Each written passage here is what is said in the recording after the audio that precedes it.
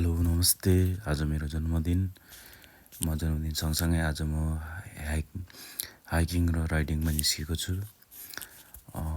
सँगसँगै यो इलामको कन्यामदेखि लिएर सम्पूर्ण ठाउँहरूको राम्रो राम्रो भ्यू पोइन्टहरूको चाहिँ जानकारी र केही दृश्यहरू लिन कोसिस गरेको छु। साथै यो चाहिँ हामी कन्यामको फिक्कलदेखि पर लाग्दै गर्दाखेरि यो हामी भर्खरै पेट्रोल पोइन्टमा पुग्यौँ, पेट्रोल हाल्ने ठाउँमा, र पेट्रोल हालेर हामी अगाडि लाग्यौँ कन्यामतर्फ। कन्यामबाट हामी यो दृश्यहरूलाई लिँदै यो रमणीय दृश्यहरूको माझमा मेरो पछाडि बस्नुहुने आदरणीय सुरेन बड्डालाई मेरो यो भिडियो खिच्न मद्दत गर्नुभएको छ। त्यस सँगसँगै हामी अगाडि लागेको छौँ।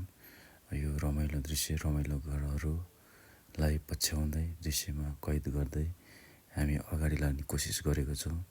मेरो जन्मदिनको अवसरमा आज हामी राइड प्लस हाइकिङको यात्राको समग्र डिटेलहरू हामीले यो भिडियोमा राख्ने कोसिस गरेको छौँ। यो कोसिस सँगसँगै हामी आजको यात्रा रमाइलो र रमणीय र हेर्नेहरूको लागि पनि यो ठाउँको बारेमा केही जानकारी दिन कोसिस पनि गरेको छौँ। हामी जाँदा जाँदै कन्यामको सुरुवात पोइन्टमा आइपुगेको छौँ।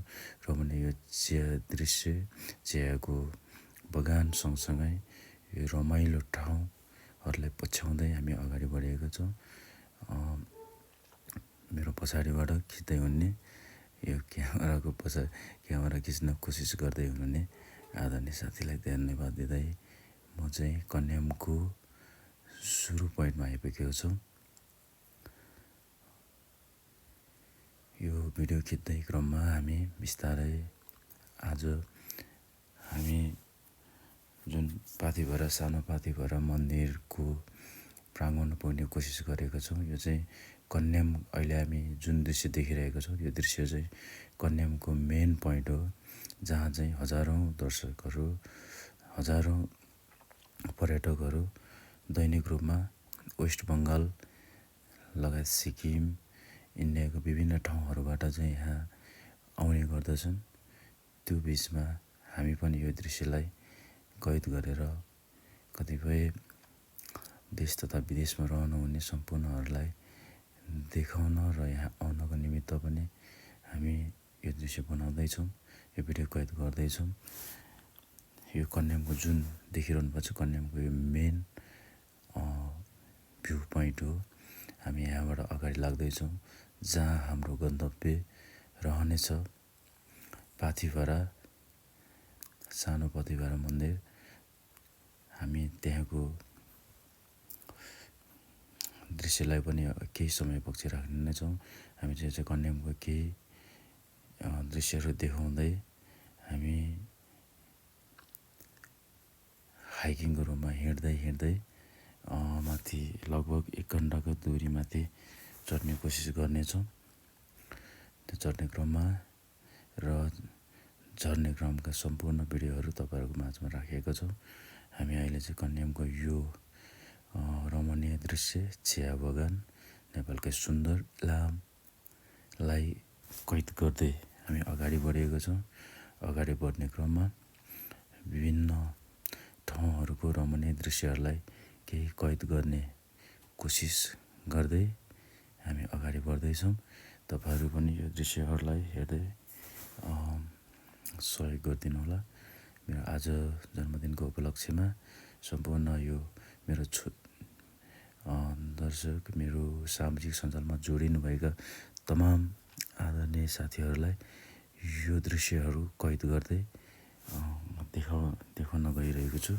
यो मेरो फर्स्ट ब्लग हो, तर मेरो एडिटिङहरू कतिपय कमजोर हुनसक्छ। फर्स्ट एडिटिङको कारण मैले कतिपय कुराहरू राम्रो गर्न सकेको छैन, तर तैपनि म यो देखाउने कोसिस गर्दैछु। हामी चाहिँ अहिले कन्याममै रहेको छौँ, कन्यामको यो चिया बगान। म चाहिँ आफ्नो बाइक राइड गर्दैछु र अगाडि बढ्दैछौँ। अगाडि बढ्ने क्रममा मेरो पछाडिको साथीले केही खिच्दैछन् गर्दैछन् उहाँलाई धेरै धेरै धन्यवाद। यो चाहिँ कन्यामको लगभग इन्डिङ पोइन्ट। त्यसपछि हामी हरकट्टे भन्ने स्थानमा पुग्नेछौँ। केही समयपछि तपाईँले दृश्यहरू देख्न सक्नुहुन्छ। कति धेरै रमणीय दृश्यहरू छन्। त्यो दृश्यहरू माझमा निहाल्दै हामी अगाडि बढिरहेका छौँ। त्यो अगाडि बढाउने क्रममा हामी यो चिया बगानको माझबाट हिँड्दै गर्दा यस्तो लाग्छ कि तपाईँ हामी सबैजना यो ठाउँमा एकचोटि घुम्न आउनुपर्ने ठाउँ हो। र म यहाँबाट बाइकबाट ओर्लेर राखेर हाइकिङको क्रममा हामी उकालो लाग्ने क्रममा छौँ। यहाँबाट लगभग 1 घन्टाको उकालो लाग्ने क्रममा छौँ। म हिँड्दैछु र मेरो क्यामेराम्यान साथी अगाडि हुनुहुन्छ। अहिले चाहिँ त्यस सँगसँगै यहाँको रुखहरू पनि धेरै सुन्दर र रमणीय छन्। त्यो सँगसँगै म चाहिँ आफ्नो पाइला अगाडि बढ्दै गर्दाखेरि केही दृश्यहरू देखाउँदैछु। यसरी नै हिँड्दै म अगाडि बढ्दैछु। मेरो पछाडिका क्यामेराम्यान साथीले केही भिडियोहरू कैद गरिएका छन्। त्यसलाई जोड्दै म अगाडि बढिरहेको छु। र यो हाइकिङको क्रममा 1 घन्टाको उकालोपछि धेरै थकान महसुस गरिएको छु।